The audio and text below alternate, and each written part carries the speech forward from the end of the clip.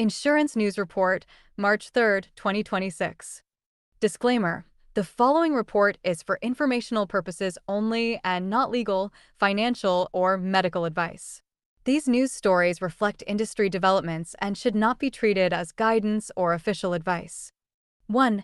State Farm returns to profitability amid catastrophe challenges. State Farm, the largest U.S. property casualty insurer, reported a $1.5 billion underwriting profit for 2025 across its P/C lines, marking a dramatic turnaround from a $6 billion loss in 2024. This return to profitability comes after several years of heavy underwriting losses, over $10 billion each in 2022 and 2023, and enabled State Farm to announce a $5 billion dividend payout to auto insurance policyholders. The rebound was driven largely by the auto insurance segment. Premiums grew nearly 6% to $71.3 billion, and auto underwriting generated roughly $4.6 billion in profit. Combined ratio 93.5, a sharp improvement over 2024's 104% combined ratio. In contrast, the homeowner insurance segment remained in the red ink despite premium growth. Catastrophic losses, particularly the January 2025 California wildfires, hit the property book hard. State Farm's property combined ratio was 108% for 2025, only slightly better than 2024.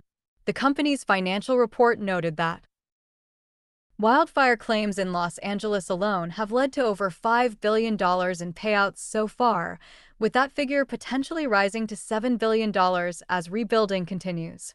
Despite these losses, State Farm's overall net income for 2025 surged to $12.9 billion, up from $5.3 billion in 2024, on record revenues of $132 billion, strengthening its capital position. Insurance Journal. Subtopic: Competitive landscape. State Farm's chief rivals also benefited from improved market conditions in 2025. Allstate and Progressive likewise saw better auto insurance results, with all three big carriers reporting significantly lower loss ratios than the prior year. However, State Farm's auto loss ratio, 73.8%, remains higher than those of Progressive and Allstate, which were in the mid-60s, despite the gains. Progressive, in particular, outpaced its competitors in growth. Its auto premiums jumped nearly 19% in 2025, far above State Farm's 5.6% increase. The industry's overall trend of returning to underwriting profitability suggests rate increases and underwriting actions in 2023 to 2024 are paying off. Analysts note that State Farm's turnaround, while positive, comes with lingering challenges. For example, the insurer's California subsidiary has struggled financially due to wildfire losses, prompting regulatory scrutiny and emergency rate filings. Still, the company's profit rebound, coupled with competitors' improvements, indicates a broad recovery in personal lines underwriting performance as the market corrects after years of losses. Insurance Journal. 2. NAIC 2026 Priorities. Resilience, tech and data at the forefront. U.S. state insurance regulators have outlined an ambitious agenda for 2026 focused on bolstering resilience and modernizing oversight. The National Association of Insurance Commissioners, NAIC, released its strategic priorities, emphasizing readiness for emerging risks and technologies. A top priority is disaster preparedness. Regulators will push measures to close protection gaps for natural catastrophes and encourage mitigation, such as updated catastrophe modeling guidance, climate risk stress tests, and public-private partnerships to improve community resilience. This comes as insurers and consumers face escalating losses from wildfires, hurricanes, and other disasters. Another pillar of the NAIC's plan is capital modernization. In a changing financial landscape, regulators aim to finalize and implement new investment and capital standards to ensure insurers remain solvent and capable of paying claims. They stress that any capital reforms will be carefully vetted and harmonized across states to balance insurer stability with market competitiveness. Insurance Journal. The NAIC is also sharpening its focus on data and technology oversight. In 2026, regulators intend to enhance their data analytics capabilities for more proactive supervision and risk assessment, effectively acting as an early warning system for emerging issues. This includes improving how regulators aggregate industry data, use predictive modeling, and monitor market trends to protect policyholders. Crucially, the NAIC is taking a lead on AI governance and cybersecurity in insurance. Recognizing the surge of artificial intelligence and algorithmic models in underwriting and claims, state commissioners plan to pilot an AI evaluation tool to assess insurers' algorithms for compliance and fairness. They'll also expand training and guidance to build regulator expertise on tech issues and advance frameworks to address cyber threats targeting insurers. Scott White, NAIC president and Virginia's insurance commissioner, noted that the state-based regulatory system, now 150 years old, has led amid change and will continue to do so by collaborating on these modernization efforts. The underlying theme is balancing innovation with consumer protection. As insurers invest in big data, AI, and new products, regulators want to ensure policyholder interests are safeguarded through updated rules and cooperative oversight. Insurance Journal. Subtopic: Tech Oversight and AI. A key element of the NAIC's plan is responsible technology use in insurance. Regulators are prioritizing the development of standards for AI model governance and cybersecurity practices industry-wide. This means establishing guidelines on how insurers should vet and monitor their algorithms, for example, to prevent unfair discrimination by AI-driven underwriting. The NAIC will also coordinate with federal agencies and state governments on cyber risk, given the rising frequency of cyber attacks. As part of this initiative, the NAIC is rolling out an AI assessment pilot tool in 2026 to help states evaluate the myriad AI models insurers are starting to deploy. In addition, regulators will seek to expand expertise via training programs so that every state has knowledgeable staff for evaluating complex insurtech applications. These efforts reflect a broader acknowledgement that innovation must come with safeguards. The NAIC stance is that proactive guidance now, on issues like dataset bias in AI or best practices for data security, can help avoid problems down the road. By encouraging responsible innovation, regulators hope to foster tech advancements like streamlined processes and personalized products, while maintaining strict consumer protections and market stability. Insurance Journal. 3. First 2026 hurricane season forecast suggests near-average activity with hurricane season on the horizon. Early forecasts point to a close-to-normal Atlantic storm season for 2026. The UK-based Tropical Storm Risk (TSR) consortium issued its initial extended-range outlook, predicting around 14 named tropical storms, 7 hurricanes, and 3 intense, major hurricanes in the Atlantic basin this year.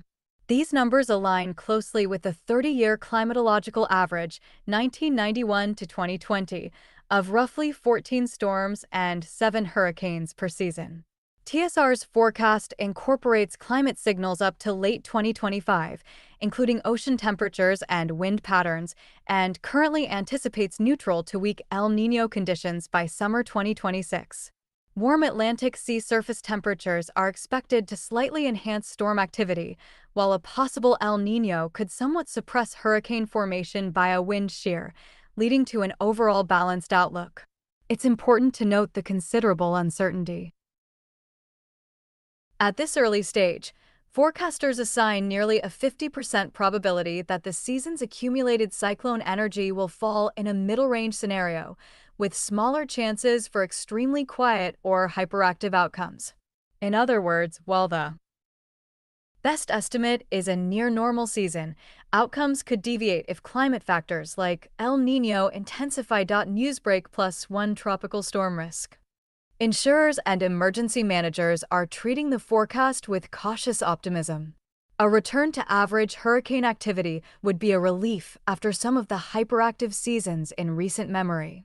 Last year's hurricane losses were moderate, giving insurers a chance to rebuild reserves, but all it takes is one major landfall to cause billions in damage. The industry is using this lead time to firm up reinsurance arrangements and encourage policyholders to bolster their disaster preparedness. In coastal states such as Florida and Louisiana, insurers have been stress testing their catastrophe models against scenarios ranging from mild to severe, ensuring they purchase adequate reinsurance coverage even if a rare, above-average cluster of storms occurs. Additionally, many carriers are investing in outreach, for instance, educating homeowners on fortifying roofs and floodproofing properties before summer. New technology and data are also playing a role. Insurers and predictive analytics firms are leveraging advanced climate models and AI to refine storm loss projections. They emphasize that an average season still means significant risk. The long-term norm includes a few major hurricanes, and densely populated coastal areas today amplify the potential damage of any given storm. As such, the message from insurance companies and officials remains: stay prepared, because even a forecast for a typical season is no guarantee of safety. Subtopic: Preparedness and mitigation efforts. In light of the forecast, insurers and regulators are redoubling preparedness efforts. A near-normal season outlook doesn't reduce the urgency of mitigation, since even one landfalling hurricane can be catastrophic for communities and insurers. State insurance departments in hurricane-prone regions are urging consumers to review their policies and disaster plans now, well ahead of the June 1st start of the Atlantic season. Insurers are also adjusting their strategies based on recent experience. For example, some carriers have tightened underwriting in the most exposed coastal zones and are promoting stronger building codes. Reinsurers, for their part, have signaled sufficient capital and capacity for the 2026 hurricane season, a welcome change after the hard market of the past few years. Reinsurance pricing, which spiked in 2023 to 2024 amid unprecedented hurricane and severe storm losses, appears to be stabilizing, in part due to the promise of an average season. Despite this, insurance executives stress that average is not benign. Losses from an average season can still run in the tens of billions of dollars. Many carriers are preemptively positioning claims adjusters and catastrophe response teams in key regions like the Gulf Coast and Atlantic seaboard. The National Hurricane Center and FEMA have also launched public awareness campaigns to remind residents that preparedness, hurricane shutters, flood insurance, evacuation plans, is crucial every year, regardless of the seasonal forecast. The overall approach is one of cautious readiness, hope for a mild season, but plan comprehensively for a damaging one. 4. California insurance market shakeup. Proposal to replace FAIR Plan with reinsurance in California. An unprecedented proposal has emerged to address the state's homeowners' insurance crisis. A candidate for insurance commissioner suggests a state-led reinsurance program could replace the embattled FAIR Plan as the insurer of last resort. Merritt Farron, a former Disney and Amazon legal executive now running for California insurance commissioner, argues that the current system is fundamentally broken and is driving insurers out of the state. The California FAIR Plan, which offers basic property coverage to homeowners who can't find policies in the private market, has been strained by a series of devastating wildfires and insurers' widespread reluctance to write new coverage in high-risk areas. Farron's platform centers on stabilizing the market by enticing private insurers back to wildfire-prone regions. He proposes creating a state-backed reinsurance or risk-sharing program to cover the most catastrophic wildfire losses, thereby reducing insurers' exposure and alleviating their dependence on the FAIR Plan. By effectively providing a financial backstop for extreme events, the hope is that insurers would re-enter markets like rural and hillside communities if they know the state's reinsurance program will shoulder the worst-case losses. Focus efforts.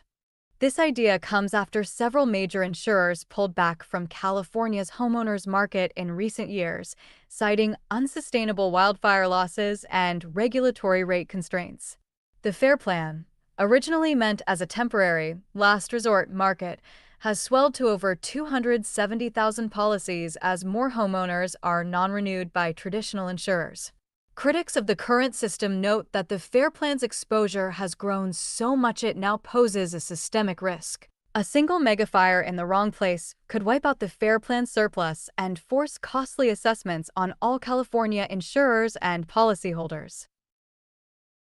FAIR contends a new reinsurance fund, possibly financed by insurer contributions or catastrophe bonds, could spread the risk of mega disasters more broadly. While details of his proposal are still emerging, it has sparked debate about the best long-term fix for California's insurance woes. Supporters say leveraging reinsurance markets or public-private partnerships for disaster funding could relieve pressure on the FAIR Plan and policyholders. Skeptics, however, question how a state-run reinsurance program would be funded and worry about unintended consequences, such as moral hazard or political influence on rates. Subtopic: Recent reforms and industry response. This reinsurance proposal follows on the heels of recent measures to stabilize California's insurance market. In late 2025, Governor Gavin Newsom signed legislation to modernize the FAIR Plan and expedite the rate approval process for insurers, steps aimed at slowing the exodus of insurers from the state. These new laws increase the coverage limits available under the FAIR Plan and allow private insurers to more quickly adjust premiums in response to rising risk, such as wildfire exposure. Industry experts have cautiously welcomed such reforms, noting that they address some pain points by balancing consumer protection with the need for rate adequacy. However, many insurers remain on the sidelines, continuing moratoriums on new homeowner policies in high-risk areas until they see a sustainable long-term solution. FAIR's reinsurance backstop idea is thus being closely watched. Insurance executives say a well-designed catastrophe reinsurance program, akin to Florida's Hurricane Catastrophe Fund, could potentially restore confidence and lure carriers back if it effectively caps their worst-case losses. Yet, they also warn that the devil is in the details. Funding a state reinsurance fund might require levies or public financing, and care must be taken to price the reinsurance appropriately so it doesn't simply shift costs onto taxpayers. The debate in California reflects a broader challenge as climate-driven disasters test insurance systems. Other states are also experimenting with market fixes, ranging from stricter building codes to state-facilitated reinsurance pools. All eyes will be on California's next insurance commissioner race to see how ideas like FAIR's play out in policy. 5. Telematics and trust. Usage-based auto insurance transforms driving technology continues to reshape auto insurance, with usage-based insurance, UBI, programs gaining traction and raising questions of privacy and trust.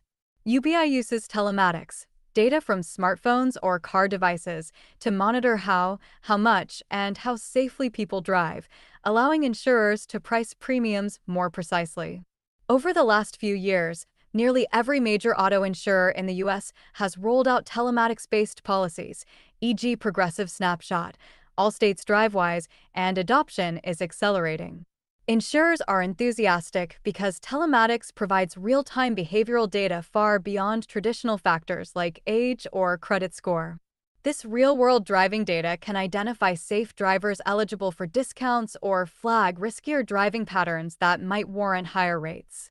The result is more personalized pricing. Cautious, low-mileage drivers stand to save money, while aggressive drivers might pay more, creating a financial incentive for safer behavior. Moreover, telematics programs often provide drivers with feedback. Many apps now give weekly driving safety scores, tips on reducing hard braking or speeding, and even gamified rewards for improvement. Insurance companies report that these features can actually encourage better driving habits over time, potentially cutting down on accidents. The zebra. Despite these benefits, consumer trust and privacy concerns remain a hurdle for UBI. Many drivers are uneasy about the idea of an insurance company tracking their every move. In a 2024 J.D. Power survey, only 22% of consumers said they were very comfortable with telematics monitoring. Key reasons for reluctance include privacy worries, fear that one's own data might be used to raise rates after a bad day of driving, and a general distrust of insurers' intentions. Insurers acknowledge that building trust is crucial. To address privacy, reputable UBI programs emphasize that they collect data securely and only use it for underwriting or discount purposes.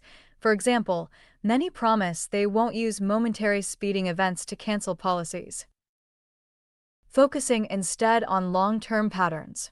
Regulators are watching closely too. States have begun issuing guidelines on data usage and even requiring that participation in telematics programs be optional and consent-based.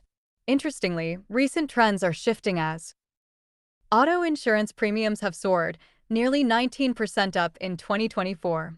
Faced with higher costs, more drivers are willing to share data in exchange for potential savings, especially younger, tech-savvy customers.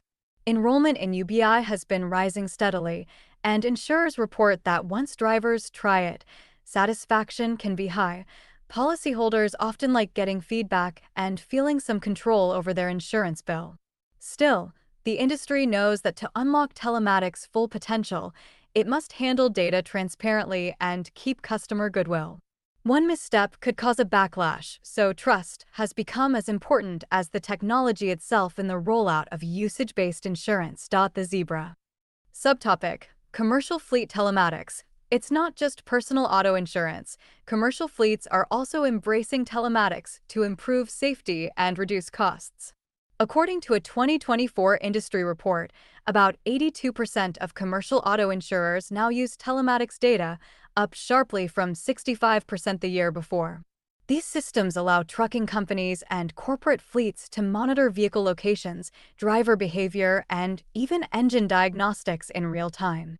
The payoff has been significant. 72% of fleets surveyed reported fewer crashes and claims after implementing telematics with driver coaching programs, and roughly 1 in 4 saw lower insurance premiums as a direct result. Insurers are increasingly partnering with fleet clients to provide telematics solutions and analytics, which help identify high-risk driving behaviors like harsh braking, speeding, or fatigue, and enable targeted training for drivers. Another telling statistic is that 70% of commercial insurers plan to expand UBI offerings in the next 1 to 2 years, more than double the share who had such plans a year prior. This indicates that usage-based insurance has moved from pilot programs to a mainstream strategy in the commercial space. However, challenges persist in data sharing between fleets and insurers. About 75% of insurers say it's hard to convince some fleet operators to share telematics info, even though most fleets that aren't sharing data say the main reason is simply they haven't been asked or on board yet. Going forward, experts expect even deeper integration. Telematics combined with other data, traffic violations, maintenance records, etc., can create a comprehensive risk profile for each truck or driver, leading to more tailored coverage and proactive loss prevention measures. The commercial experience reinforces that telematics, when used collaboratively, can be a win-win, safer roads and insurance savings, but it relies on trust and willingness on both sides to act on the data insights. Insurance Business Mag. 6. AI on the line. Travelers deploys Claim Assistant powered by OpenAI. Leading U.S. insurer Travelers has launched a first-of-its-kind AI Claim Assistant, a voice-based artificial intelligence system to handle auto insurance claims calls. Announced on February 18, 2026, the new service uses OpenAI's latest language model and advanced speech recognition to converse with customers who call in to report auto damage. In practice, the AI assistant guides callers through the first notice of loss process. It can collect details about what happened, access relevant policy information, answer common questions, and initiate the claim filing. Travelers touted the system as an agentic AI voice that provides a natural, helpful experience comparable to a human agent. Early feedback from customers has been overwhelmingly positive, according to Travelers' chief claims officer, with users appreciating the convenience and 24/7 availability. The AI is initially handling simple auto damage calls, and Travelers plans to expand it to additional claim types over time. Behind the scenes, the insurer worked closely with OpenAI to train the model for insurance-specific interactions, emphasizing both accuracy and a friendly demeanor. For example, the assistant is designed to not just transcribe information, but also provide empathy and guidance, such as explaining next steps, towing, repair options, in a reassuring tone. Travelers' move reflects a broader push in insurance to harness artificial intelligence for customer service. The AI claim assistant is integrated such that it can seamlessly hand off to human representatives whenever needed. Customers can request a live agent at any point, ensuring that more complex or sensitive cases get human attention. By offloading routine tasks, the AI allows human adjusters to focus on complicated claims and solutions, which could speed up the overall claims cycle. Internally, travelers implemented a deliberate program to retrain and reposition call center employees into more strategic roles instead of simply cutting staff.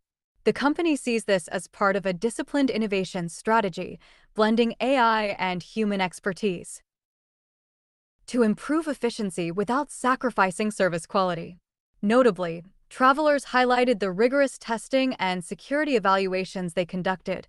OpenAI's platform was chosen for its enterprise-grade security and reliability, critical for handling customers' personal chatbots, and basic AI have been used in insurance for years, for example, answering FAQs online. Traveler's Voice AI is one of the first to publicly handle end-to-end claim conversations.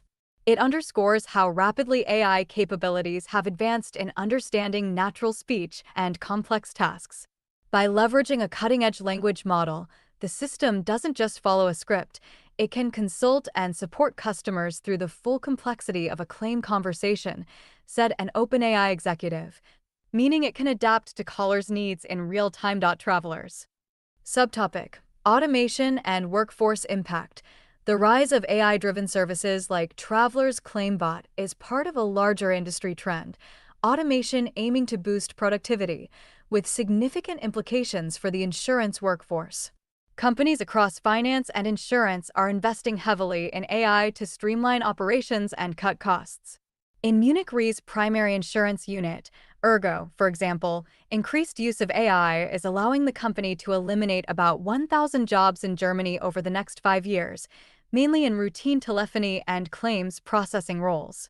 Importantly, firms adopting AI at scale often pledge to handle these changes via attrition or retraining. In Ergo's case, they announced there will be no forced layoffs, and up to 500 employees will be retrained for other positions like retirement product advising. Similar trends are evident elsewhere. ING Group last year said nearly 1,000 positions were at risk due to automation, and Allianz's German operations are actively studying how AI can be leveraged in coming years. These developments highlight both the promise and challenges of AI in the industry. On one hand, efficiency gains from AI can be substantial. Tasks that took humans hours can be done in seconds, and machines can operate around the clock without fatigue, potentially improving customer satisfaction with faster service. On the other hand, insurers must manage the human impact. Travelers' approach of upskilling staff for more strategic roles is a case of trying to find a new equilibrium where AI handles the grunt work and humans focus on complex judgment-driven tasks. Experts predict that in the coming years, AI will become a coworker for most insurance professionals, handling initial customer interactions, data entry, fraud flagging, and even drafting documents, while humans oversee and intervene as needed. The industry narrative is that this can enhance outcomes, e.g., quicker claims, fewer errors, and free humans for higher-value duties. But success will depend on how well companies orchestrate the transition and maintain customer trust in an AI-assisted environment. Claims Journal. Claims Journal +1 Travelers. 7. Beyond automation, contextual AI's emerging role in insurance companies are moving into a new phase of artificial intelligence, one that goes beyond simple automation to contextual AI. Systems that understand nuanced context and can assist with complex decision-making. In contrast to early generation AI and machine learning tools that handled narrow tasks, like flagging fraud based on set rules or autofilling forms, the current wave of AI, often powered by large language models, can interpret and generate human-like content, potentially transforming knowledge work in insurance. For example, contextual AI can read through insurance policies or legal documents and summarize key points, or it can analyze a customer's interactions and craft a personalized response. This means an underwriter might employ an AI assistant to gather and synthesize data from multiple sources, e.g., financial records, engineering reports, social media mentions of a business, into a coherent risk profile. Likewise, claims adjusters are experimenting with AI that can examine not just one claim, but contextual information around it, such as medical history and comparable claims, to suggest fair settlements. The excitement across the industry is palpable. Many see these tools as having the ability to reshape work, especially knowledge work and content creation in insurance, as two analysts wrote recently. Instead of just speeding up existing processes, these AI systems beyond automation, contextual AI transforming insurance knowledge work. Summary: insurance companies are moving into a new phase of artificial intelligence adoption, one that goes beyond automating simple tasks to deploying contextual AI systems capable of sophisticated reasoning and content generation. Unlike earlier rule-based tools, these advanced AI, often powered by large language models like GPT-4, can interpret complex documents, generate tailored communications, and assist with decision-making by considering context.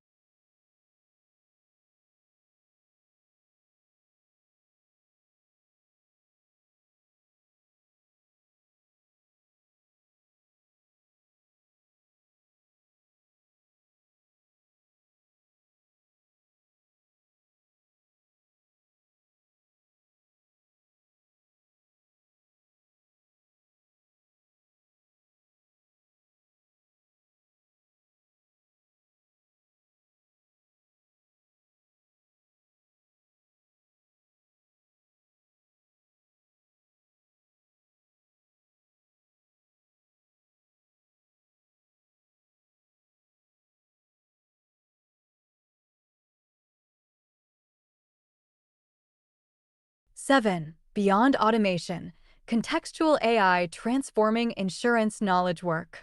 Summary: insurance companies are moving into a new phase of artificial intelligence adoption, one that goes beyond automating simple tasks to deploying contextual AI systems capable of sophisticated reasoning and content generation. Unlike earlier rule-based tools, these advanced AI, often powered by large language models like GPT-4, can interpret complex documents, generate tailored communications, and assist with decision-making by considering context that a human analyst would. The promise is to revolutionize knowledge work in insurance. Underwriters can have AI summarize a company's risk profile from numerous reports. Claims adjusters can get AI to draft settlement letters with a compassionate tone. And product developers can use AI to sift through customer feedback and emerging trends to design new coverages. Insurers and consultants even speak of AI as a co-pilot for employees, augmenting their expertise. For instance, Allstate has integrated generative AI to help its 23,000 agents and reps craft clearer, more empathetic communications. By early 2025, the company said. Almost all of its 50,000 daily claims messages were drafted by AI, then reviewed by humans. This resulted in communications that had less jargon and a more reassuring tone, improving customer satisfaction. The rise of contextual AI brings huge efficiency gains and consistency, but also challenges, ensuring accuracy, avoiding biased outputs, and maintaining regulatory compliance. Insurers are thus investing in robust AI governance and human-in-the-loop processes to capture the benefits of these tools while managing their risks. In sum, generative AI and related technologies are poised to transform insurance operations, not by replacing professionals wholesale, but by enhancing their capabilities and fundamentally redefining workflows.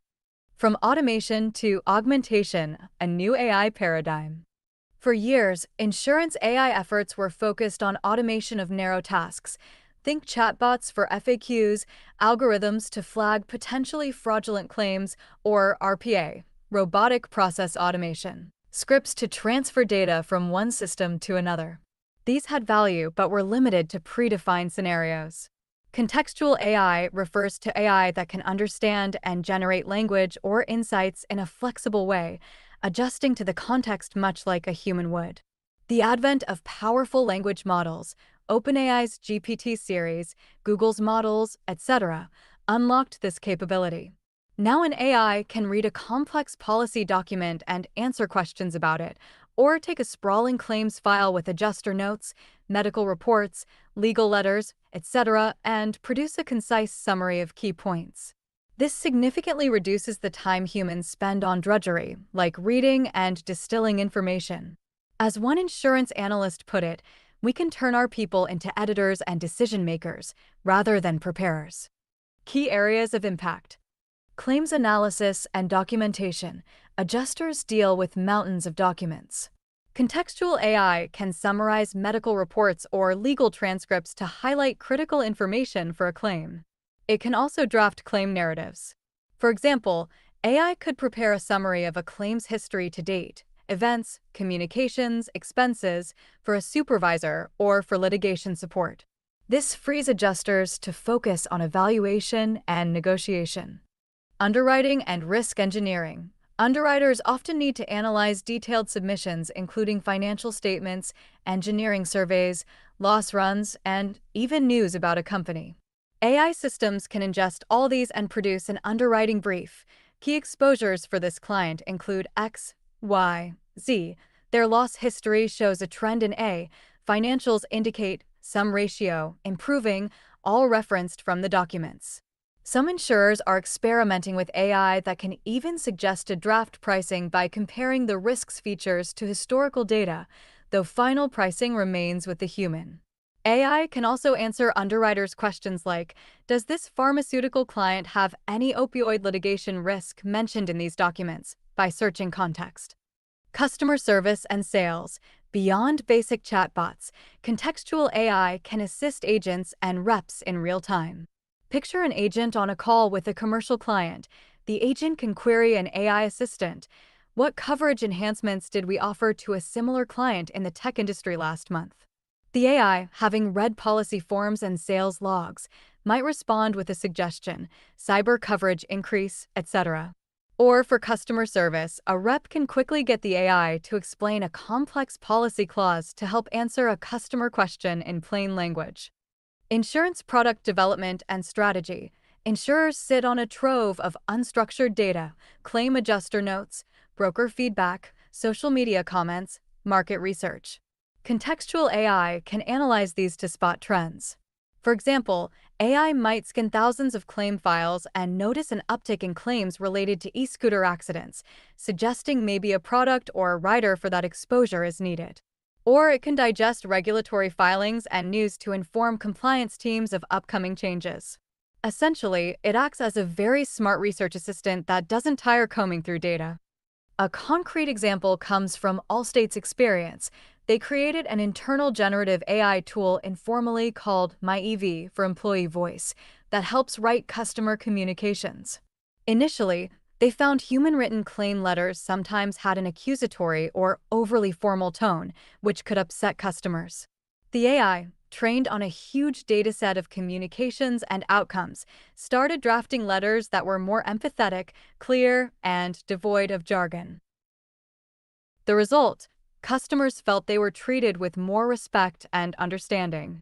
Allstate's chief data officer reported that AI-drafted messages were much more empathetic and gave customers benefit of the doubt, e.g., no longer using phrases that imply blame. Importantly, Allstate didn't let AI send these unchecked. The claim agents shifted to reviewing/editing these drafts. Almost all communications are now AI-prepared, human-reviewed.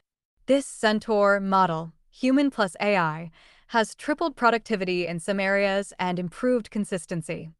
Another noted case: Allstate's use of GPT to summarize customers' stories of accidents. Allstate built a tool called My Claim Registered, where a claimant can describe what happened in their own words, even via voice transcription, once, and AI summarizes it for all relevant parties, rather than the claimant repeating their story to multiple adjusters. This reduces customer frustration and internal repetition. It's a classic contextual AI use, listening to a conversation and extracting key info across context to share efficiently. Expert commentary, opportunities and challenges. Industry experts and consultants are bullish on contextual AI's potential. A report by Accenture or McKinsey might note that knowledge workers in insurance spend as much as 40 to 50% of their time on information gathering and paperwork. If AI can cut that in half, that's huge cost savings and can speed up processes dramatically, leading to happier customers, faster go-to-market with new products, etc. They often highlight that AI will augment, not replace. The idea is to let humans do what they uniquely do best: nuanced judgment, relationship building, creative problem solving, and let AI handle the heavy cognitive lifting of data crunching and drafting. For example, claims negotiation is an art. An AI might provide a recommended settlement range by analyzing similar cases, but a skilled adjuster will consider Intangible factors, the claimant's demeanor, potential jury sympathy if it litigates, etc. So the adjuster augmented with AI is more powerful. They get data-driven insight plus their own experiential intuition. The challenges, though, are significant. Today, write a deep research, detailed news report in the insurance field from today's date with 10 topics, 3 paragraphs, each 5 to 7 sentences, and 7 subtopics. Essentially a subpoint for each of the 10 topics. And for the subtopics, 1 paragraph, 7 sentences each. On news from today's date, listing the date in the title with a disclaimer stating nothing is legal, medical, financial, or official advice. And news is news, not legal, financial, or medical advice. Do not treat the following anecdotal stories as advice and create tags for the video fitting of the topics reported about in the video, as well as a description and a base thumbnail, as well as ABC testing variable thumbnails. Researcher, thanks for the detailed request. You're looking for a deeply researched, detailed news report in the insurance field, dated today. Beyond 7. Beyond automation. Contextual AI transforming insurance knowledge work. Summary: insurance companies are moving into a new phase of artificial intelligence adoption, one that goes beyond automating simple tasks to deploying contextual AI systems capable of sophisticated reasoning and content generation. Unlike earlier rule-based tools, these advanced AI, often powered by large language models like GPT-4, can interpret complex documents, generate tailored communications, and assist with decision-making by considering context that a human analyst would. The promise is to revolutionize knowledge work in insurance. Underwriters can have AI summarize a company's risk profile from numerous reports. Claims adjusters can get AI to draft settlement letters with a compassionate tone, and product developers can use AI to sift through customer feedback and emerging trends to design new coverages. Insurers and consultants even speak of AI as a co-pilot for employees, augmenting their expertise. For instance, Allstate has integrated generative AI to help its 23,000 agents and reps craft clearer, more empathetic communications. By early 2025, the company said, almost all of its 50,000 daily claims messages were drafted by AI, then reviewed by humans. This resulted in communications that had less jargon and a more reassuring tone, improving customer satisfaction. The rise of contextual AI brings huge efficiency gains and consistency, but also challenges: ensuring accuracy, avoiding biased outputs, and maintaining regulatory compliance. Insurers are thus investing in robust AI governance and human-in-the-loop processes to capture the benefits of these tools while managing their risks. In sum, generative AI and related technologies are poised to transform insurance operations, not by replacing professionals wholesale, but by enhancing their capabilities and fundamentally redefining workflows. From automation to augmentation, a new AI paradigm. For years, insurance AI efforts were focused on automation of narrow tasks. Think chatbots for FAQs, algorithms to flag potentially fraudulent claims, or RPA, robotic process automation, scripts to transfer data from one system to another. These had value but were limited to predefined scenarios. Contextual AI refers to AI that can understand and generate language or insights in a flexible way, adjusting to the context much like a human would. The advent of powerful language models, OpenAI's GPT series, Google's models, etc., unlocked this capability. Now an AI can read a complex policy document and answer questions about it, or take a sprawling claims file with adjuster notes, medical reports, legal letters, etc., and produce a concise summary of key points. This significantly reduces the time humans spend on drudgery, like reading and distilling information. As one insurance analyst put it, we can turn our people into editors and decision-makers rather than preparers. Key areas of impact: claims analysis and documentation. Adjusters deal with mountains of documents. Contextual AI can summarize medical reports or legal transcripts to highlight critical information for a claim. It can also draft claim narratives. For example, AI could prepare a summary of a claim's history to date, events, communications, expenses, for a supervisor or for litigation support. This frees adjusters to focus on evaluation and negotiation.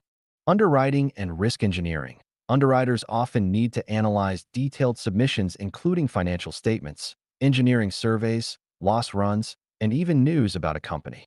AI systems can ingest all these and produce an underwriting brief. Key exposures for this client include X, Y, Z. Their loss history shows a trend in A. Financials indicate some ratio, improving, all referenced from the documents. Some insurers are experimenting with AI that can even suggest a draft pricing by comparing the risk's features to historical data, though final pricing remains with the human. AI can also answer underwriters' questions like, does this pharmaceutical client have any opioid litigation risk mentioned in these documents? By searching context. Customer service and sales. Beyond basic chatbots, contextual AI can assist agents and reps in real time. Picture an agent on a call with a commercial client. The agent can query an AI assistant. What coverage enhancements did we offer to a similar client in the tech industry last month? The AI, having read policy forms and sales logs, might respond with a suggestion, cyber coverage increase, etc. Or for customer service, a rep can quickly get the AI to explain a complex policy clause to help answer a customer question in plain language. Insurance product development and strategy. Insurers sit on a trove of unstructured data, claim adjuster notes, broker feedback, social media comments, market research. Contextual AI can analyze these to spot trends. For example, AI might scan thousands of claim files and notice an uptick in claims related to e-scooter accidents, suggesting maybe a product or rider for that exposure is needed. Or it can digest regulatory filings and news to inform compliance teams of upcoming changes. Essentially, it acts as a very smart research assistant that doesn't tire combing through data. A concrete example comes from Allstate's experience. They created an internal generative AI tool informally called MyEV for employee voice that helps write customer communications. Initially, they found human-written claim letters sometimes had an accusatory or overly formal tone, which could upset customers.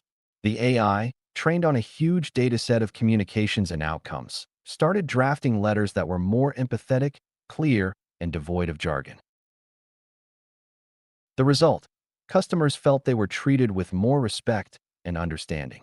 Allstate's chief data officer reported that AI-drafted messages were much more empathetic and gave customers benefit of the doubt, e.g., no longer using phrases that imply blame. Importantly, Allstate didn't let AI send these unchecked.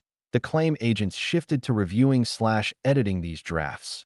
Almost all communications are now AI-prepared, human-reviewed. This Centaur model, human plus AI, has tripled productivity in some areas and improved consistency. Another noted case: Allstate's use of GPT to summarize customer stories of accidents. Allstate built a tool called My Claim Registered, where a claimant can describe what happened in their own words, even via voice transcription.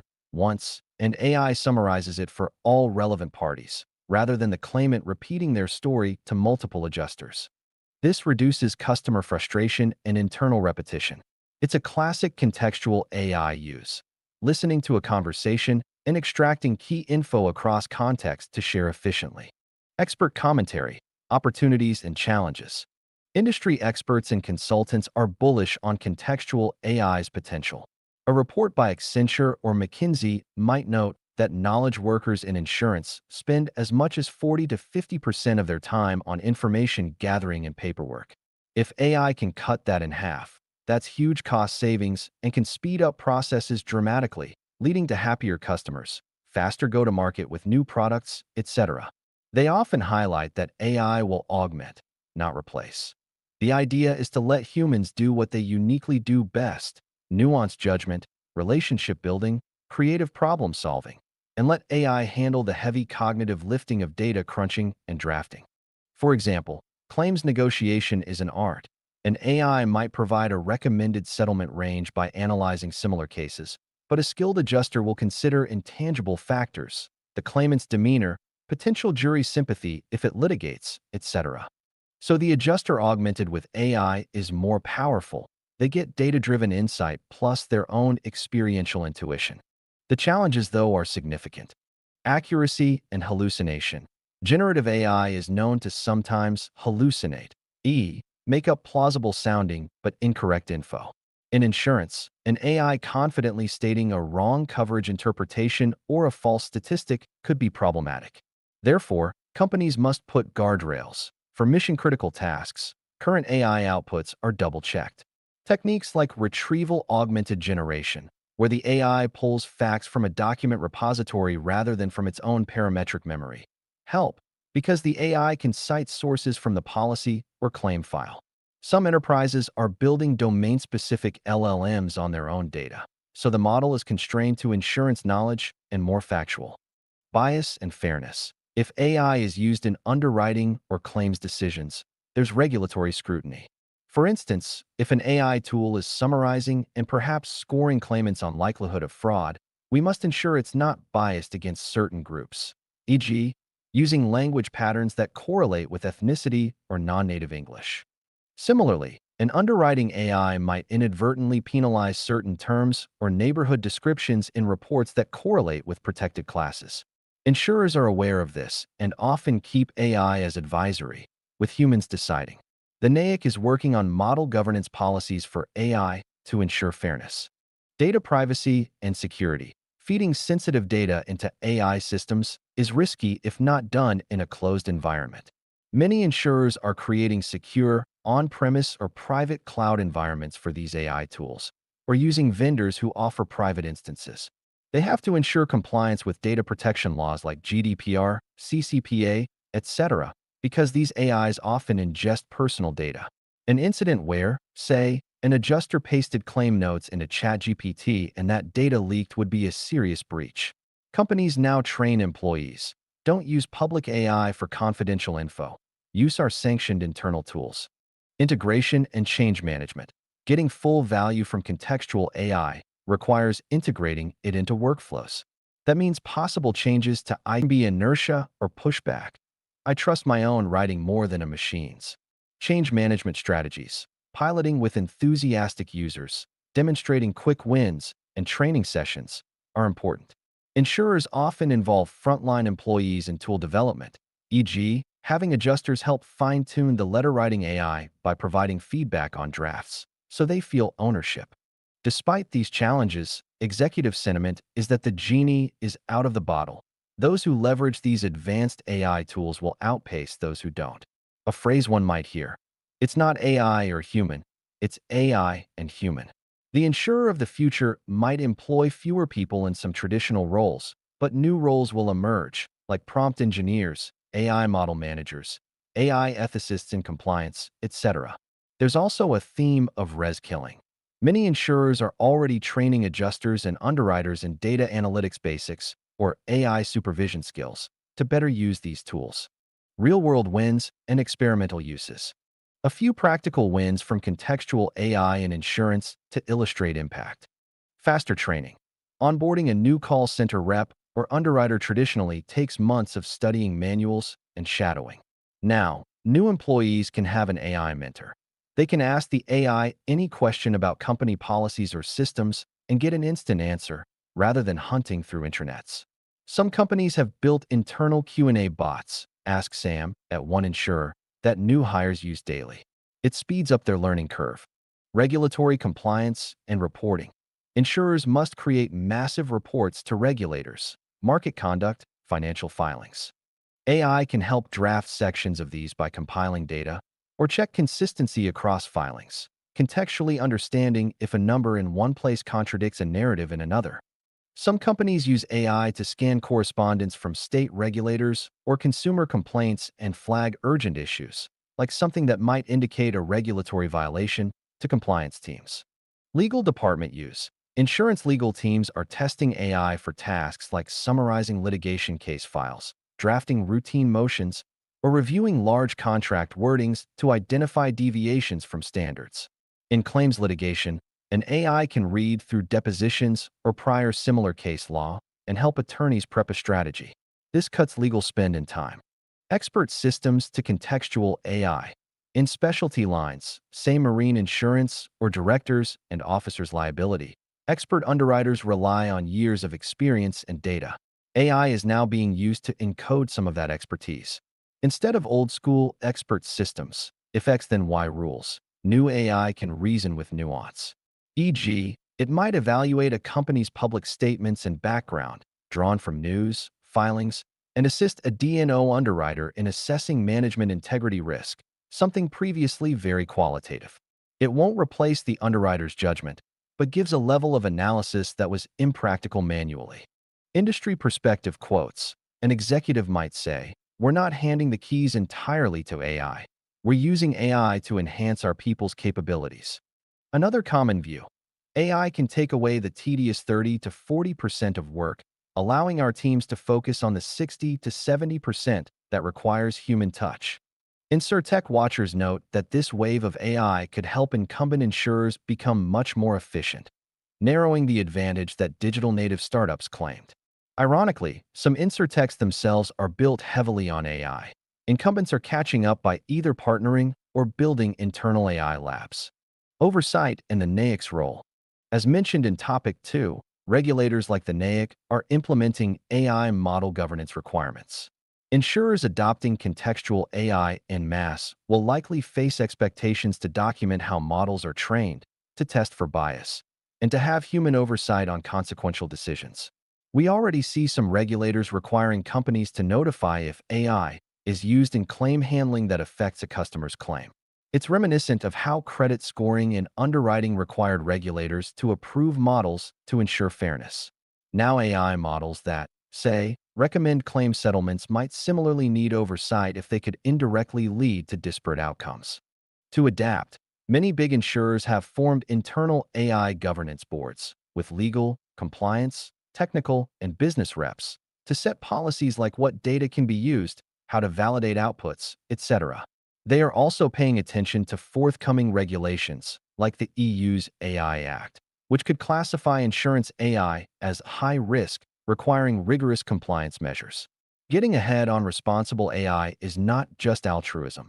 It's to avoid an incident that could invite regulatory backlash. Imagine an AI error causing denial of a valid claim, a PR fiasco, and possibly fines. The future of insurance work. Looking a bit further, as contextual AI gets integrated and improved, the role definitions in insurance could shift significantly. Underwriters might become more like portfolio managers or risk strategists, since AI handles case-by-case analysis. Claims handlers might shift to more customer-facing roles for complicated cases or become claims concierge, guiding policyholders while AI does paperwork. Actuaries are exploring AI too. It can quickly identify patterns in claim data that actuaries use to labor over. The actuary of the future might use AI to generate hypotheses and then apply domain knowledge to approve new pricing models faster. However, there's a need for caution. Fully leaning on AI without human sense checking can lead to systemic issues if the AI propagates an error at scale, Imagine an AI recommended all underwriters underprice a certain risk because of a data anomaly. A human might catch that, but if they trust AI blindly, it could hurt profitability. So a theme in industry forums is calibrating trust. Find the right level of reliance. Many insurers do periodic audits of AI decisions versus human decisions to measure performance and recalibrate. In conclusion, contextual AI is turning what used to be months of analysis into minutes and paragraphs of boilerplate into personalized prose. It's augmenting human creativity and judgment in insurance tasks that are information-heavy. The transformation is akin to giving every employee a super-intelligent assistant. Insurers that successfully harness this will likely see better efficiency, faster turnaround, and perhaps even innovation in products, as AI can simulate scenarios and needs that humans might overlook.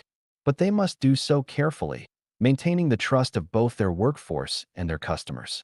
Those that manage the balance, leveraging AI's power while preserving the human touch and oversight, will likely lead the industry into a new era of enhanced service and smarter risk management. Sources: Allstate Generative AI Case Study. Insurance Journal references to NAIC and AI oversight. The Digital Insurer Summary of Allstate's Gen AI BCG case. Emerge research on AI use cases at Allstate and other insurers. NAIC statements on responsible innovation. 8. Cartel violence in Mexico.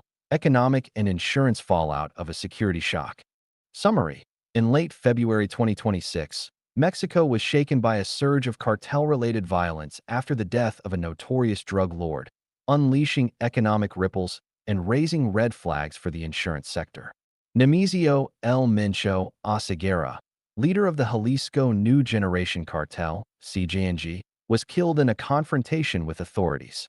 In retaliation, cartel members launched attacks especially in Jalisco state, blocking roads, torching vehicles, and even disrupting operations at Puerto Vallarta's International Airport. For several days, travel and commerce in that popular resort region were paralyzed. Flights were suspended, cruise ships delayed port calls, tourists sheltered in hotels. While order was gradually restored, flights resumed within 48 hours. The violence cast a pall over Mexico's crucial tourism industry, which accounts for 10% of GDP. Insurers and analysts quickly weighed in. AM Best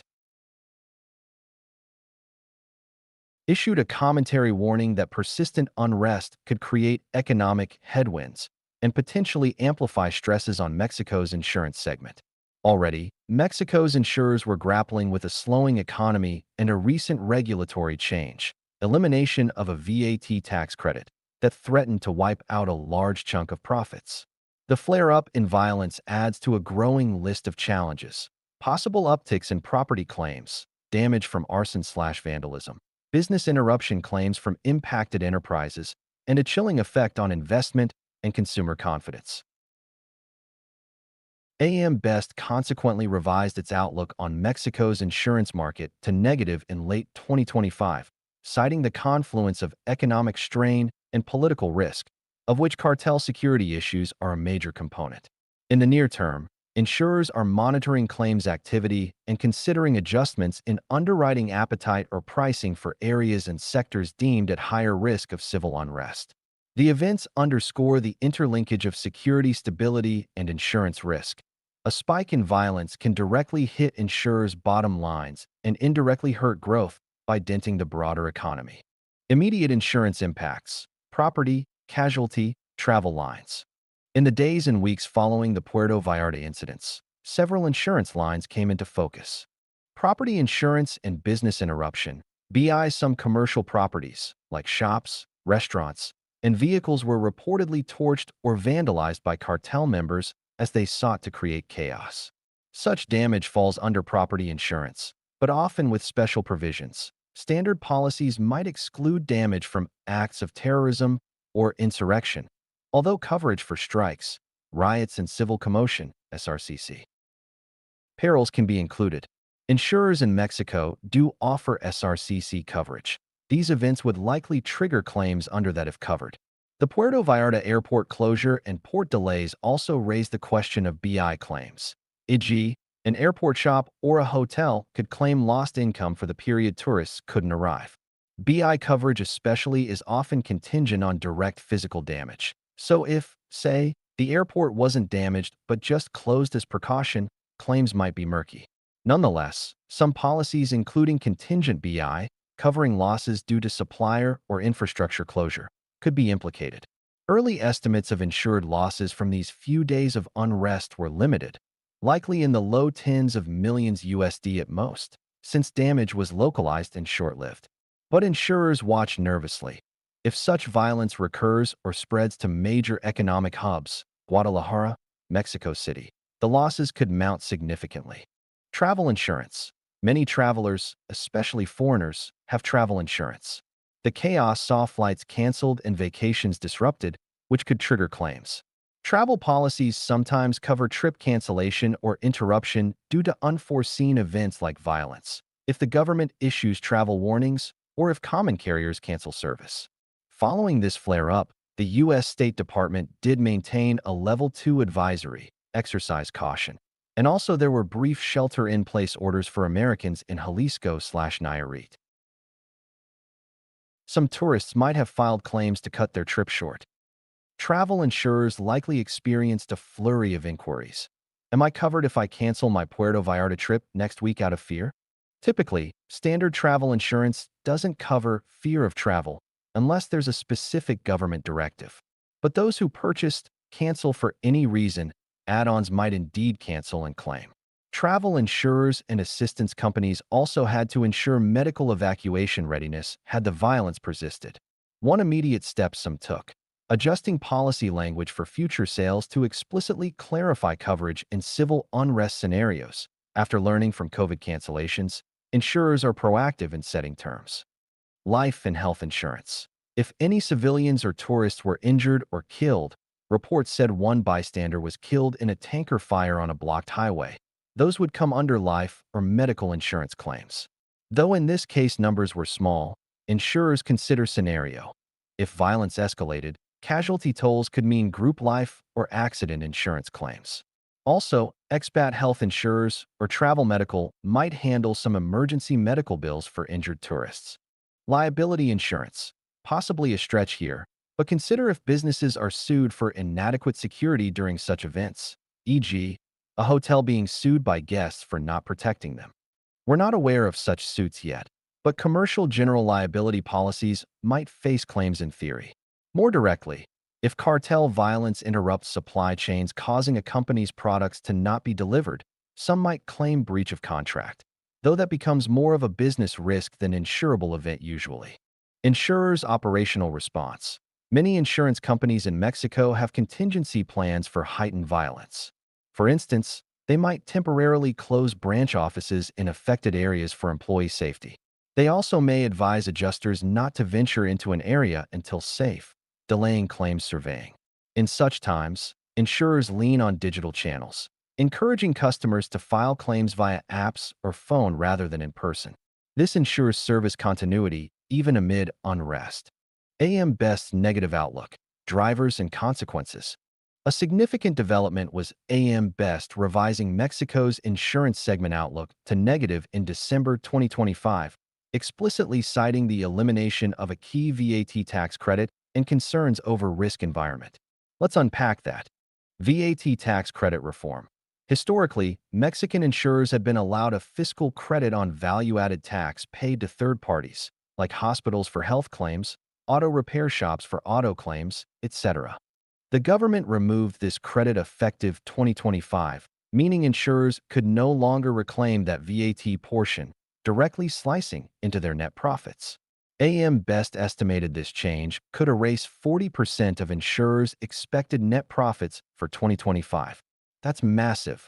Many insurers operate on margins less than 10%.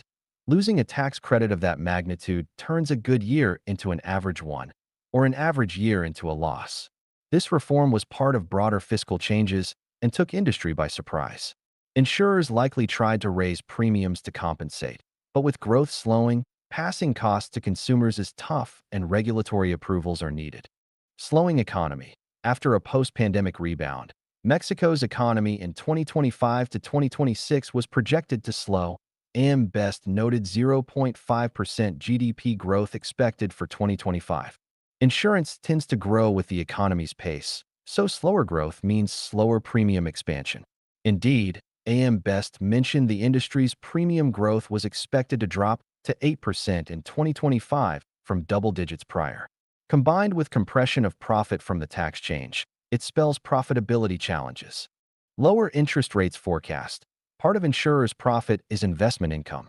If interest rates drop, and AM Best expected a lower rate environment through 2026, then investment yields fall, further pressuring profits, which saw a boost in 2022 to 2023 from high rates. In recent years, Mexican insurers benefited from strong returns on financial products. Some had large investment gains in 2023 to 24 as rates rose. AM Best predicts 8% reduction in financial revenues in 2025 due to easing rates. Political risk. Mexico had a presidential transition. AMLO's term ended in 2024. Claudia Sheinbaum assumed presidency. While Sheinbaum is of the same party, any new administration brings uncertainty. AM Best flagged Mexico's high political risk environment.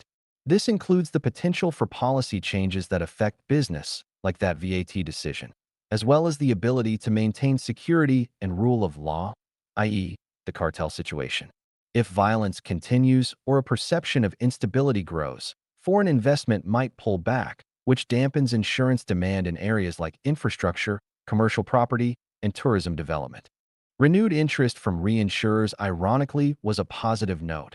Global reinsurers, after raising prices, saw Mexico's rates harden, and thus some were more willing to provide capacity. AM Best said top players with scale may weather the environment and even gain share. But smaller insurers could struggle and perhaps become M&A targets. Indeed, a higher concentration of market share in big players was expected. Consolidation could be on horizon. Consequences of the negative outlook. A negative outlook from AM Best is not a downgrade, but it means the trend is towards potential downgrades if conditions don't improve. This can have trickle effects.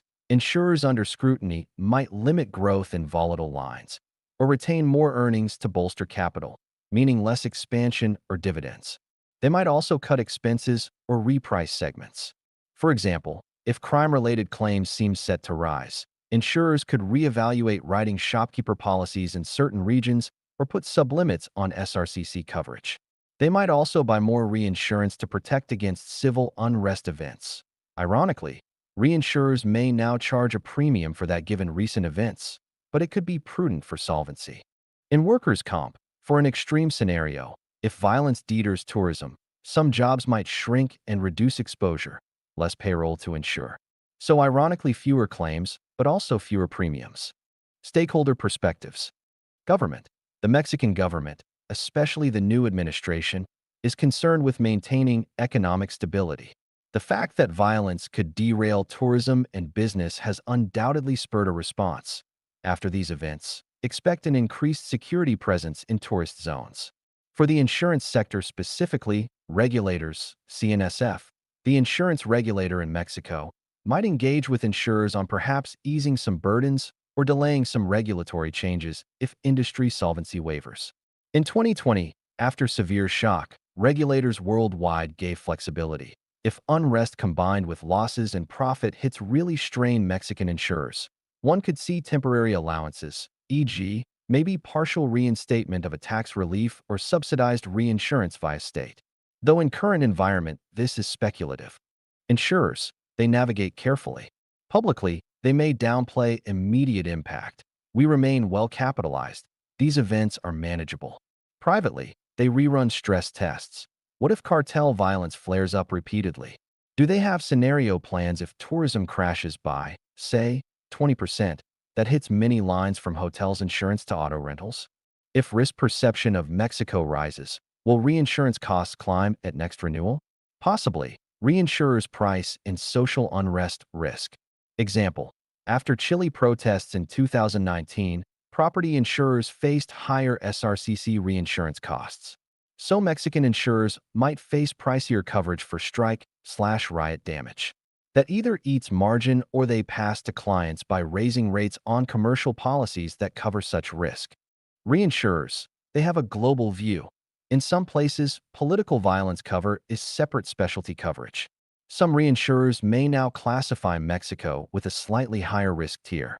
But note, Latin America generally has had episodes of unrest, e.g., 2017 in Mexico City, an oil pipeline blasts, not violence, but other crises. Reinsurers, as reported, are still interested because historically Mexico's insurance market has been profitable and not overly penetrated.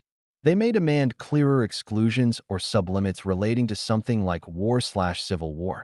However, common cartel crime may not legally be classified as war or rebellion, so it's often not excluded unless specified. A reinsurer might push Mexican insurers to implement or raise deductibles on SRCC. Consumers and businesses. In the short term, businesses in affected areas might see higher premiums or difficulty renewing if insurers become skittish. For instance, after previous cartel violence in Mexico's northern states, some international retail chains quietly noted insurers put stricter terms, higher theft deductibles, requiring higher security measures for coverage. Tourism operators may start including insurance or reassurance in their marketing. We have insurance that covers trip disruptions, etc., to coax tourists. Corporate risk managers in Mexico are likely reviewing their political risk insurance, a separate line that covers expropriation, political violence beyond what normal property covers. Possibly more companies will seek that if they feel unrest risk rising. Rating agencies and investors. Beyond AM Best, others like Fitch have weighed in. Fitch apparently said Mexico is an outlier for 2026 in LATAM with some downside risk. If insurance sector profitability dips significantly or capital erodes, agency downgrades of certain insurers could occur, especially smaller ones reliant on thin margins. That could raise their borrowing or reinsurance costs, a vicious circle. Insurance stocks, for publicly traded ones, e.g., Qualitas, a big auto insurer in Mexico, could see volatility if analysts fear claims uptick or weaker growth. Long-term considerations. If Mexico can quash the violent flare quickly, as it appears they did quell the immediate incidents, the longer-term impact may be modest. Tourism historically bounces back if incidents are isolated and addressed. However, should there be a pattern, say multiple cartel conflicts or any hint of political instability around the 2024 transition, that could accumulate and deter travel or investment more strongly. Insurance is a reflection of the underlying economy's health and risk environment. As AM Best and others pointed out, moderate long-term growth plus higher risk equals tough times. The hope is that improved security and any possible government-industry dialogues, for example, the finance ministry might consider adjusting the tax blow if they see insurers truly struggling, could stabilize things. One intriguing tidbit. Mexico's insurers rely heavily on reinsurance for cat risks, earthquake, hurricane. If global reinsurers feel the country risk is up, they might tighten terms not just for political violence, but for general covers, requiring stronger capital buffers. But given global diversification, one Mexico event doesn't move the needle like a war might. Claudia Sheinbaum's new administration will have to juggle supporting economic growth, maybe stimulus or infrastructure, which could yield insurance opportunities, and cracking down on violence without spooking markets. If she's successful in calming security issues quickly, confidence can restore. If not, insurers might prepare for a year of belt tightening, focusing on core profitable segments, maybe cutting costs, e.g., some might reduce agency commissions or marketing to save money. The negative outlook signals to management. Improve operational efficiency and risk selection to maintain profitability under pressure. Some insurers might exit unprofitable lines. For example, some smaller players might withdraw from auto insurance if crime-related auto theft claims spike and pricing can't keep up. Indeed, consolidation was hinted. Largest players can diversify better and handle region-specific issues by pooling with other segments. For consumers, unfortunately, this could mean higher premiums, especially in affected regions or lines. If risk is perceived higher, insurers price that in. So ironically, the communities hit by violence might suffer an insurance availability/affordability pinch, adding to their recovery woes. In summary, The cartel violence serves as a stress test for Mexico's insurance industry in a moment when it's already navigating tightrope conditions. Thus far, the industry appears resilient. Capital levels before this were solid, benefiting from prior years with few megacatastrophes, and insurers have become adept to operating in a challenging economic backdrop. They survived the pandemic downturn decently. But the situation underscores why rating agencies are cautious. Multiple headwinds, political risk, economic slowdown, regulatory shifts, combined with these shock events can collectively strain even a well-run insurance market. It's a call for vigilance among Mexico's insurers and perhaps a prompt for collaborative solutions, like industry lobbying for more supportive policies or insurance pools for SRCC risks. As of this writing, stability seems to be returning in Jalisco, but the episode highlights the unpredictability insurers must factor in. A reminder that beyond natural catastrophes, man-made crises can also upend assumptions overnight in terms of risk exposure and claims. Insurers will, as they always do, adapt their calculus accordingly moving forward. Sources: Insurance Journal, L.S. Howard, on Mexico Violence and AM Best Commentary. Business Wire press release on AM Best Outlook Revision. AM Best details on VAT reform impact. Fitch via Reinsurance News on LATAM Outlook. Not directly quoted but context. 9. Gulf Crisis. Marine insurers pull war cover amid Iran conflict, sending shockwaves through shipping. Summary: a sudden escalation of military conflict around the Strait of Hormuz in early March 2026 has roiled global shipping and forced marine insurers to take drastic action. After a series of U.S./Israeli strikes and Iranian retaliations around February 29 to March 1, which damaged at least 3 oil tankers and killed a seafarer, leading maritime insurance clubs announced they are canceling war risk coverage for ships in the conflict zone. Protection and Indemnity (P&I) clubs including Guard, Skuld, North Standard, London Club, and American Club issued notices on March 1 that war risk cover will be excluded for voyages in Iranian waters, the Persian Gulf, and adjacent seas effective March 5. Japanese insurers similarly suspended new war policies for Middle East routes. This unprecedented withdrawal of coverage immediately put shipping companies in a bind. Vessels transiting the world's most critical oil choke point, where 20% of global oil flows, would, absent special arrangements, have no insurance against acts of war or terrorism. Many operators paused sailings at one point. 150-plus ships were stranded, anchored awaiting clarity. Oil prices spiked 9% on the news, and tanker freight rates, already at 6-year highs, surged further. The crisis underscores how quickly geopolitical conflict can upend insurance markets. Underwriters, fearing catastrophic losses from an open war in the Gulf, opted to cut their exposure, effectively transferring risk back to ship owners and, by extension, governments. In response, some ship owners sought alternate insurance at exorbitant premiums, while others rerouted tankers around the Cape of Good Hope, lengthening journeys and costs. The episode is reverberating far beyond insurance. It threatens to reshape global energy flows and has prompted discussions of government intervention to ensure essential coverage in conflict zones. Why insurers canceled coverage, the risk landscape. Marine war risk insurance covers damage to ships, cargo, and liabilities due to warlike acts, e.g., mines, missile strikes, seizures. Insurers provide this as add-ons or separate policies, usually on a 7-day notice basis, meaning insurers can cancel or change terms with 7 days' notice in extraordinary circumstances. The violence and military activity around Hormuz clearly hit alarm bells. Several events likely drove the insurer's decision. Direct attacks on tankers. Multiple tankers were hit by projectiles, possibly drones or missiles. One seafarer's death was reported. This showed commercial vessels were now directly in the crossfire, not just hypothetical collateral damage. Strait closure risk. Iran had hinted at possibly closing or harassing shipping in the Strait of Hormuz, a tactic used in past showdowns. If the strait became effectively a war zone, insurers could face clustered losses on dozens of ships.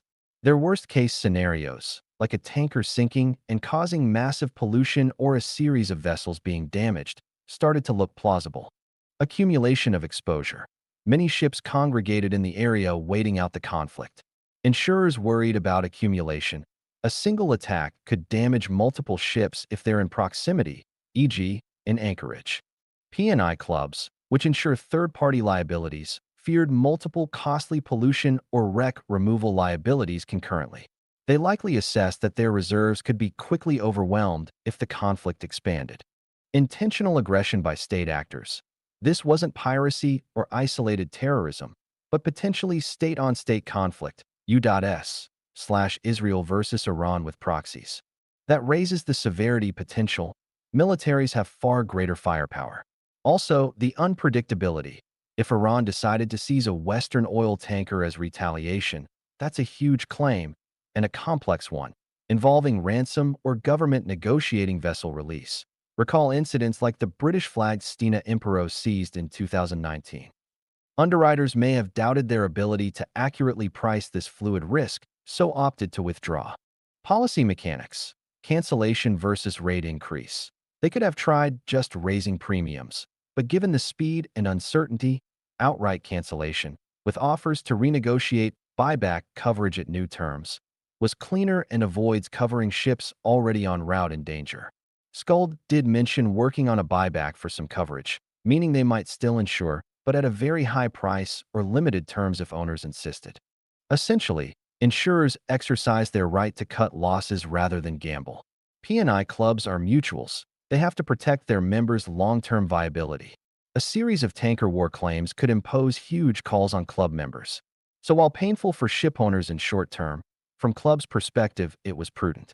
Impact on shipping companies and global trade. For shipping firms, the immediate effect was insurance insecurity. Sailing uninsured through a war zone is a non-starter for most, because legally, ships entering ports or waterways often must have P&I cover, e.g., to cover any oil spill liability. Without war cover, their base P&I might exclude war-related incidents. So a ship attacked by a belligerent might not be covered, leaving the owner on the hook for potentially enormous damages. Commercially, charterers, those who hire ships to move cargo, typically require the ship to have full insurance including war risks if going through known war zones. No charterer wants to risk their cargo or potential liabilities not being insured. Thus, when clubs canceled, effectively shipping halted in many cases, precisely what occurred, with ships anchored or diverting. Those willing to go had to scramble for insurance from elsewhere.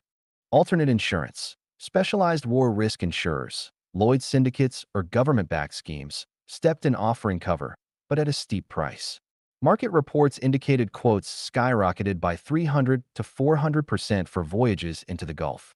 This extra premium, called a war risk premium, could be hundreds of thousands of dollars per voyage for a large tanker, if even available.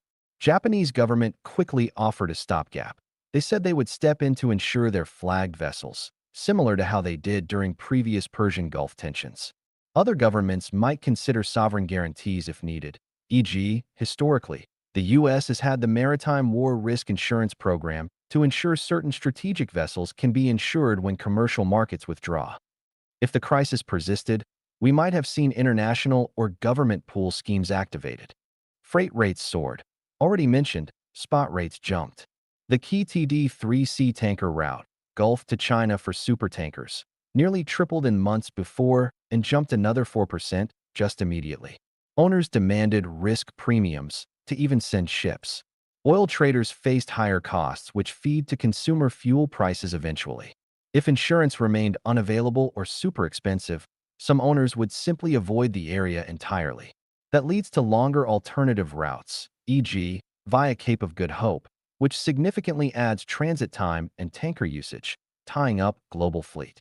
That constrains oil supply chain and lifts global oil prices and tanker earnings. Stranded cargoes and supply risk. The temporary anchoring of 150 ships likely delayed deliveries of crude, refined fuels, and LNG. Countries reliant on Gulf oil, like in Asia, faced potential short-term shortfalls or had to tap inventories. If such disruptions continued, nations might coordinate releases from strategic reserves. The incident put energy markets on edge because Hormuz is arguably the most critical oil choke point. Rerouting and alternative sourcing. Some cargoes likely diverted to load from other regions, e.g., more U.S. or North Sea oil to Asia, to avoid Hormuz risk, boosting freight in other routes. Insurance for those non-Hormuz routes remained normal, so traders shifted volumes around. Cascading international effects. Marine hull war cancellations might not be limited to the Gulf. Insurers also listed Israel and neighboring conflict areas in notices, given the broader Middle East conflict context. So coverage to Israeli ports, etc., was also impacted. This regional risk repricing affects global shipping lanes linking to that region, raising freight costs in those trades, like for grain shipments through Red Sea if war risk extends.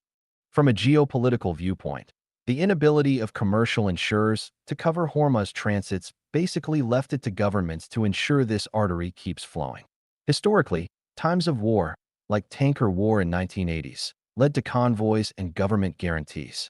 There were already murmurings in early 2026 that Western navies might escort tankers if needed.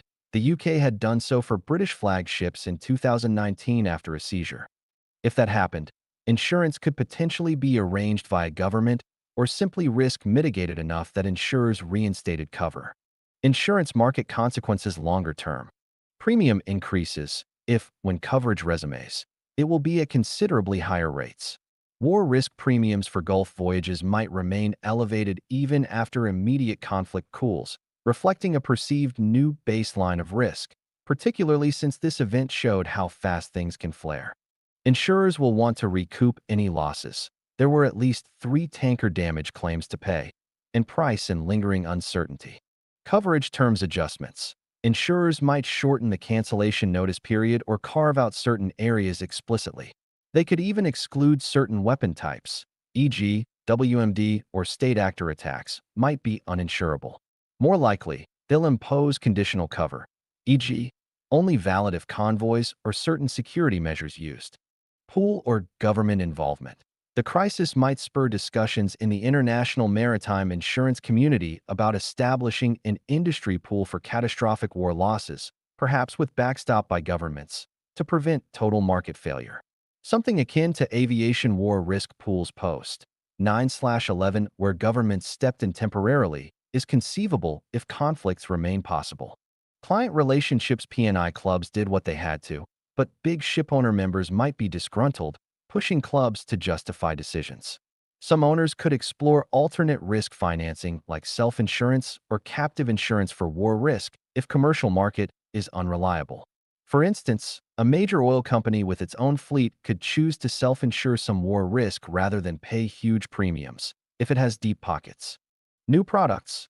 We might see development of parametric covers, where a payout is triggered by a defined conflict event, or shorter-term insurance contracts that can be bound quickly in volatile times. Brokers were reportedly working 24/7 to place interim cover. Innovation in contract flexibility could be an outcome. Global insurance industry impact. War risk is a specialized line often written by Lloyd's and a few niche players. A big loss, like if a tanker sank causing massive pollution, could hit those insurers hard. Fortunately, this crisis didn't have such an incident before cover was canceled, but it raises awareness of tail risk for marine insurers. Many will reevaluate aggregates in conflict zones. Reinsurers, too, will think about their exposure. If, for example, the war expanded and multiple lines, hull, cargo, energy facilities, were hit, it could be market-moving loss event. The human factor and political reaction. The plight of sailors, 150 vessels stuck, crews in limbo, became a human interest point. Seafarer unions likely pressured governments to ensure safety measures. It's a stark scenario, civilians at sea caught between military powers. This adds to urgency for diplomatic de-escalation. Insurance is one lens through which the economic cost of conflict becomes tangible. The market shock also pressures Iran and global powers. Iran relies on oil exports. Though sanctioned, some flows still occur, and on imports that come by sea. If it effectively closed its own maritime doors, it hurts its economy. That could incentivize a deal, or at least to avoid pushing too far. Meanwhile, Western powers worried about energy ramifications have reason to broker calm. For insurance, one interesting note: by March 3, 2026, the time frame of the event, insurers had not seen such a Gulf crisis since perhaps the 1980s. It's a reminder of old-fashioned war perils coming back. Insurance companies will update their risk models, which tend to focus on natural catastrophes and known market cycles, to incorporate this scenario.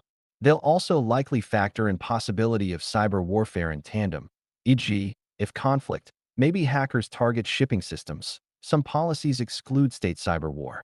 In 2026, these emerging cross-risks must be thought about. Conclusion: the swift cancellation of war risk cover by marine insurers as Iran conflict flared demonstrates the industry's sensitivity to extreme tail risks and its capacity to amplify consequences, since no insurance equals trade disruption.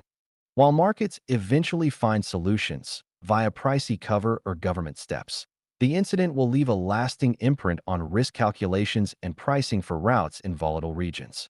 It may also accelerate changes like diversifying energy supply routes or building new pipelines to avoid choke points, e.g., more oil via pipelines to Red Sea or Med, circumventing Hormuz, something Gulf states have already been doing partly.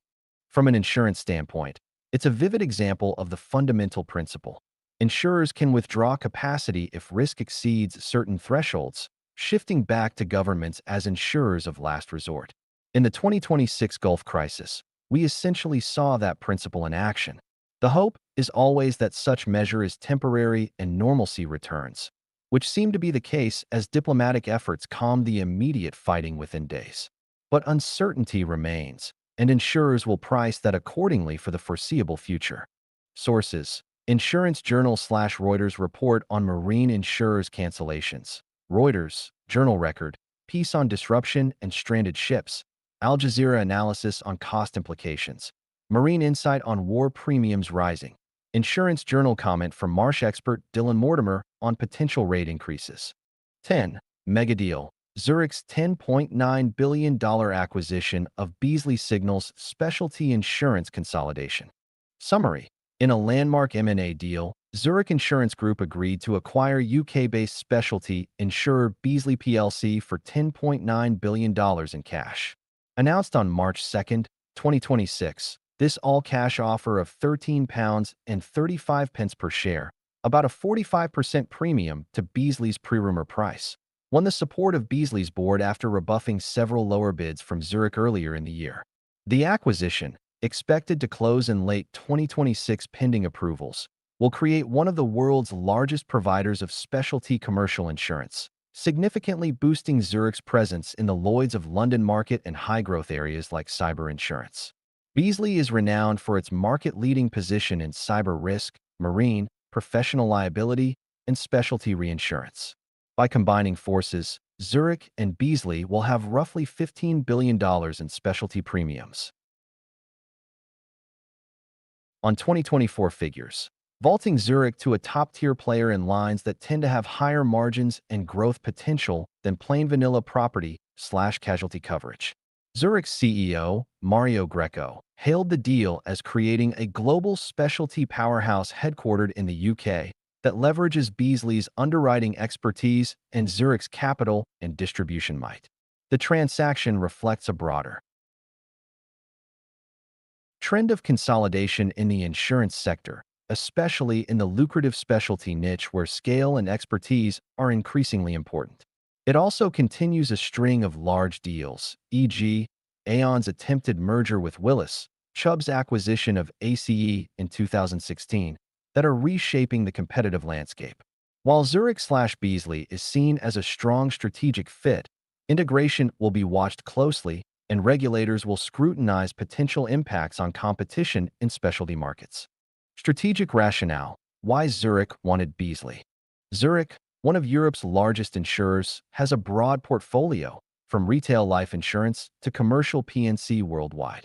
But in recent years it has been eager to expand in specialty commercial lines, which include complex or emerging risks like cyber, M&A insurance, marine, management liability, D&O, etc. These lines often require deep underwriting expertise and aren't easily commoditized, allowing for better pricing power and profit margins when done right. They also often involve global clients and exposures, aligning with Zurich's multinational presence. Beazley is a jewel in the specialty space. Headquartered in London, it's a leading underwriter at Lloyd's and has grown rapidly, particularly in cyber insurance where it's one of the biggest global players. Beazley's brand is strong in the broker market for paying claims and writing innovative covers. It also has U.S. operations. Beazley has been significant in U.S. surplus lines, giving Zurich more U.S. specialty business. By acquiring Beazley, Zurich instantly gains expert underwriters and products in key niches rather than trying to build them organically. For example, cyber insurance expertise is hard to develop due to evolving threats and lack of data. Beazley's team gives Zurich a major foothold, increases its share of business done through Lloyd's of London. Lloyd's remains a hub for global specialty risks, covering many things standard markets won't. Zurich will get Beazley's established syndicates at Lloyd's, boosting its presence there, which used to be minimal. Diversifies earnings into higher growth areas. Traditional retail lines can be slow growth or low margin. Specialty lines have been growing faster. Cyber sometimes 20% plus annually as companies buy more cover after incidents. Realizes synergies. Zurich projected $150 million annual cost savings by 2029 through eliminating overlap. Beazley's back office can merge with Zurich's, etc., and possibly improved reinsurance purchasing, etc. Also, they see revenue synergies over $1 billion by cross-selling and using Zurich's distribution to push Beazley products in new markets. For example, Zurich can sell Beazley's specialty products to its existing corporate clients worldwide. Bolsters capital deployment. Zurich has strong capital, Swiss solvency above targets, so they can afford this big acquisition without jeopardizing strength.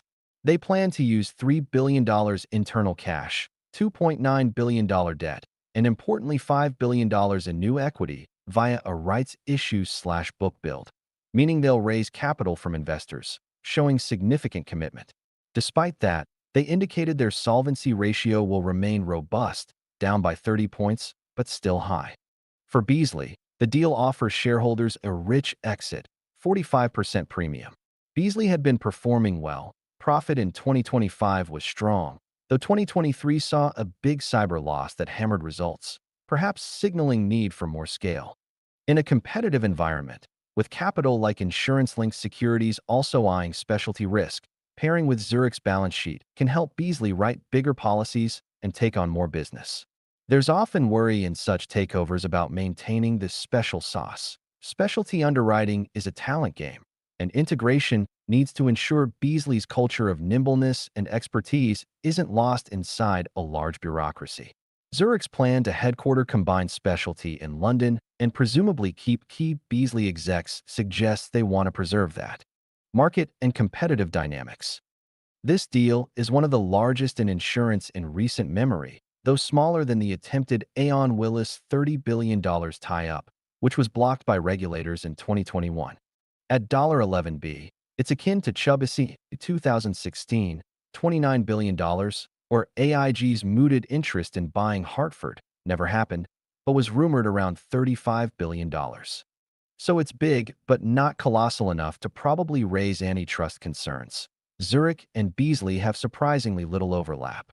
Zurich has specialty lines, but nothing as concentrated as Beazley's book in many areas. Combined, it doesn't eliminate a competitor in, say, personal auto or home. It consolidates some specialty classes where both wrote. Both are in property catastrophe reinsurance. Both do some D&O, but specialty market has many players, so competition remains. Also, Lloyd's oversight will be needed since Beazley's syndicates are there, but Lloyd's likely supports this as it strengthens a key player's capital. For competition, other big global players, e.g., AIG, Chubb, Liberty Specialty, Allianz, now face an even stronger Zurich. Particularly in cyber, Zurich Beazley will be formidable. Some may need to step up acquisitions themselves to keep pace. One could foresee rivals looking at other specialty firms, e.g., Hiscox or Axis or Markel segments, to bulk up. This continues the consolidation trend. In the last decade, many mid-size and large insurers have merged to gain scale. Scale matters to invest in technology, global distribution, and to diversify risk. Also large brokers, who wield power, often prefer dealing with larger underwriters who can provide capacity across lines and geographies. So, being bigger helps negotiating power. We might see better combined ratios from bigger firms due to efficiency, but some worry innovation might suffer if fewer independent specialized shops exist. That said, specialty insurance still has lots of entrepreneurial managing general agents and such, so innovation won't die. Stakeholder perspectives. Investors. Initially, Zurich's share price might dip due to the equity raise, dilution, and a hefty outlay. But if they believe Greco, CEO, can integrate well, he has a track record of turning around Zurich and making savvy deals, they'll see long-term upside in earnings growth. If synergies and growth occur as projected, EPS accretion in near-term, double-digit ROI, investors benefit. Clients/brokers. Many customers of Beazley might be concerned. Will service or risk appetite change under Zurich? Brokers will seek reassurance that policies and wordings won't be suddenly altered, and that claims handling. Beazley was known for expertise in, say, handling cyber breaches, remains top-notch. Zurich will likely keep the Beazley brand at least for a transition, leveraging its goodwill. Over time, they might unify branding, but they'll be cautious not to spook clients. For brokers, a bigger single market can ease placement if one provider covers more lines, but reducing the number of competing carriers can also mean less negotiating leverage. So some large brokers may quietly fret there's now one less independent market to pit against others for better terms. Employees. Mergers bring uncertainty. Zurich will likely have redundancies mainly in support functions, finance, HR, overlapping offices. They projected $150 million cost synergy that implies job cuts or consolidations. But specialty underwriters, the profit generators, are usually safe or even get more resources. If Zurich can articulate a clear vision that this merger creates growth, meaning more opportunities long-term, they can retain key talent. Lloyd's market is people-driven. If the star underwriters fear cultural mismatch or cost-cutting, they might leave to competitors or startups. Zurich will likely structure retention bonuses or integration teams to prevent talent drain. Regulators. UK regulators, PRA/FCA, will look at maintaining financial stability of Beazley's operations, and Lloyd's will ensure the syndicates remain capitalized. Zurich likely to provide additional capital support if needed. Competition authorities in UK, EU, US will review, but likely not block as the combination doesn't create near monopoly in any one line. Possibly minor divestitures if there's a niche where they are too dominant, but none obvious stands out. Specialty market overall could prompt other consolidations. E.g., smaller Lloyd's players might consider selling while valuations are high. Private equity has been active in specialty insurance too, e.g., the recent sale of Renaissance's UK unit to a PE-backed group. This big insurer entry might raise prices for other targets. Conversely, it might push some to seek scale through partnerships or organic build. It also might lead to more competition in specialty as giants converge. For instance, Zurich historically wasn't top tier in cyber, now it is. That creates more pressure on AIG, Chubb, etc. to innovate or adjust pricing. If Zurich's new specialty division achieves cross-selling, like selling Beazley's offerings to Zurich's existing global customers, it could gain share and push others to respond with improved service or underwriting flexibility. Financial details. Zurich paying all cash is bold. It usually signals high confidence in deal value. Cash offers place risk on buyer, unlike using stock. That they fund with new equity plus debt means they want to preserve capital ratios, which they directly addressed. A 30 points drop in SST, Swiss solvency, took it from maybe 265% to 235%, still above their target 160%. So rating agencies likely remain comfortable with Zurich's capital after the deal. Debt-wise, $2.9 billion more won't over-leverage them significantly given their size. This might raise debt to capital a bit, but should remain moderate. So Zurich is essentially using its strong position to invest in growth. Timing and context. This deal came after a fevered period of speculation. Zurich publicly declared interest earlier, January, which is rare, but it was to pressure Beazley's board. That might have unsettled Beazley's share price and staff. Negotiating in public can be contentious, but it worked in forcing a deal. Also notable is the contrast to the failed Aon-Willis merger. Regulators stopped that because of concerns in broker market. Carrier mergers have generally been easier to approve, but regulators will ensure Lloyd's market stays competitive. Ironically, Zurich is not a current Lloyd's member, but will become one via Beazley, which could raise questions about conflict or risk concentration in Lloyd's central fund. Yet Lloyd's has multiple syndicates, so probably fine. Looking ahead, integration will be key. They have to unify systems, teams, and cultures.